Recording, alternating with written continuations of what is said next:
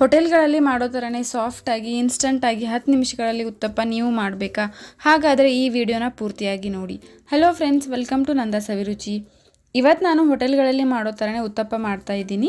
ಆದರೆ ಇನ್ಸ್ಟಂಟಾಗಿ ಮಾಡ್ತಾಯಿದ್ದೀನಿ. ಅಕ್ಕಿ ನೆನೆಸಿ ರುಬ್ಬಿ ಮಾಡೋದೆಲ್ಲ ಬೇಕಿಲ್ಲ. ತುಂಬ ಈಸಿಯಾಗಿ ಒಂದು 10ರಿಂದ 15 ನಿಮಿಷಗಳಲ್ಲಿ ಮಾಡ್ಬೋದು. ಇದು ಮಾರ್ನಿಂಗ್ ಬ್ರೇಕ್ಫಾಸ್ಟ್ಗೆ ಬೆಸ್ಟ್ ಅಂತಲೇ ಹೇಳ್ಬೋದು.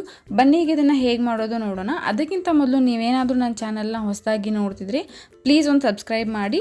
ಮತ್ತು ಈಗ ಇದಕ್ಕೆ ಏನೇನು ಇಂಗ್ರೀಡಿಯೆಂಟ್ಸ್ ಬೇಕು ನೋಡೋಣ. ಮೊದಲಿಗೆ 1 ಕಪ್ ರವೆ ತೊಗೊಂಡಿದ್ದೀನಿ. ಉಪ್ಪಿಟ್ಟು ರವೆ, ಸಣ್ಣ ರವೆ ತೊಗೊಂಡಿದ್ದೀನಿ. ಆಮೇಲೆ 1 ಕಪ್ ಅಕ್ಕಿ ಹಿಟ್ಟು ತೊಗೊಂಡಿದ್ದೀನಿ. ಆಮೇಲೆ 1 ಕಪ್ ಮೊಸರು ತೊಗೊಂಡಿದ್ದೀನಿ. ಆಮೇಲೆ 1 ಮೀಡಿಯಮ್ ಸೈಜ್ ಈರುಳ್ಳಿ, 1 ಮೀಡಿಯಮ್ ಸೈಜ್ ಟೊಮೆಟೊ ಸಣ್ಣದಾಗಿ ಕಟ್ ಮಾಡಿ ತೊಗೊಂಡಿದ್ದೀನಿ. ಆಮೇಲೆ ಒಂದು 4ರಿಂದ 5 ಹಸಿ ಮೆಣಸಿನಕಾಯಿ ಕಟ್ ಮಾಡಿ ತೊಗೊಂಡಿದ್ದೀನಿ. ಆಮೇಲೆ ಕೊತ್ತಂಬರಿ ಸಣ್ಣದಾಗಿ ಕಟ್ ಮಾಡಿ ತೊಗೊಂಡಿದ್ದೀನಿ. ಆಮೇಲೆ ಪುದೀನ ಕಟ್ ಮಾಡಿ ತೊಗೊಂಡಿದ್ದೀನಿ. ಆಮೇಲೆ 1 ಟೇಬಲ್ ಸ್ಪೂನ್ ಜೀರಿಗೆ ತೊಗೊಂಡಿದ್ದೀನಿ. ಮತ್ತು ಒಂದು ಅರ್ಧ ಟೇಬಲ್ ಸ್ಪೂನ್ ಅಡಿಗೆ ಸೋಡಾ ತೊಗೊಂಡಿದ್ದೀನಿ. ಮತ್ತು ಲಾಸ್ಟಲ್ಲಿ ರುಚಿಗೆ ತಕ್ಕಷ್ಟು ಉಪ್ಪು ತೊಗೊಂಡಿದ್ದೀನಿ. ಬನ್ನಿಗೆ ಇದನ್ನು ಹೇಗೆ ಮಾಡೋದು ನೋಡೋಣ. ಮೊದಲಿಗೆ ಒಂದು ಪಾತ್ರೆ ತೊಗೊಂಡಿದ್ದೀನಿ. ಅದಕ್ಕೆ ಅಕ್ಕಿ ಹಿಟ್ಟು ಹಾಕ್ಕೊಳ್ತಿದ್ದೀನಿ. ಆಮೇಲೆ ರವೆ ಹಾಕ್ಕೊಳ್ತಿದ್ದೀನಿ. ಸಣ್ಣ ರವೆ, ಉಪ್ಪಿಟ್ಟು ಮಾಡೋ ರವೆ ತೊಗೊಂಡಿದ್ದೀನಿ ನಾನಿಲ್ಲಿ. ಆಮೇಲೆ ಮೊಸರು ಹಾಕ್ಕೊಳ್ತಿದ್ದೀನಿ. ನಾನಿಲ್ಲಿ 1 ಕಪ್ ರವೆಗೆ 1 ಕಪ್ ಮೊಸರು ಕರೆಕ್ಟ್ ಅಳತೆಯಲ್ಲಿ ತೊಗೋಬೇಕು.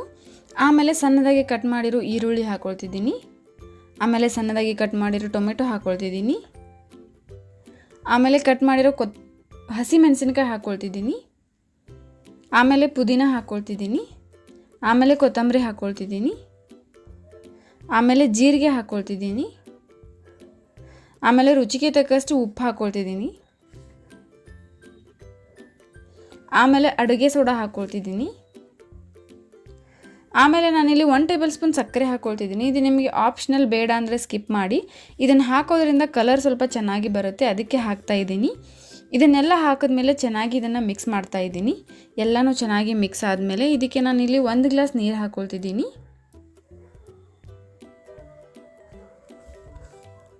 ನೀರು ಹಾಕ್ಕೊಂಡು ಇದನ್ನು ಚೆನ್ನಾಗಿ ಮಿಕ್ಸ್ ಮಾಡ್ಕೊಳ್ತಾ ಇದ್ದೀನಿ.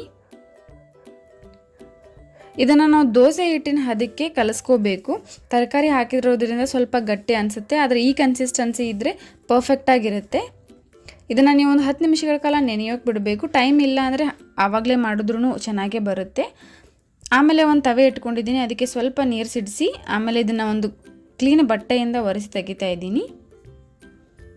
ಆಮೇಲೆ ಹಿಟ್ಟನ್ನು ಹಾಕ್ಕೊಳ್ತಾ ಇದ್ದೀನಿ. ಇದು ಸ್ವಲ್ಪ ದಪ್ಪನೇ ಇದ್ದರೆ ಟೇಸ್ಟಿಯಾಗಿ ಇರುತ್ತೆ. ನಿಮಗೆ ತೆಳ್ಳಗೆ ಬೇಕಿದ್ರೆ ಆ ರೀತಿಯೂ ಮಾಡಿ. ನಾನಿಲ್ಲಿ ಸ್ವಲ್ಪ ದಪ್ಪನೇ ಮಾಡ್ತಾಯಿದ್ದೀನಿ. ಹೋಟೆಲ್ಗಳಲ್ಲಿ ಎಲ್ಲ ದಪ್ಪನೇ ಇರುತ್ತೆ, ಅದಕ್ಕೆ ಸ್ವಲ್ಪ ದಪ್ಪ ಮಾಡ್ತಾಯಿದ್ದೀನಿ.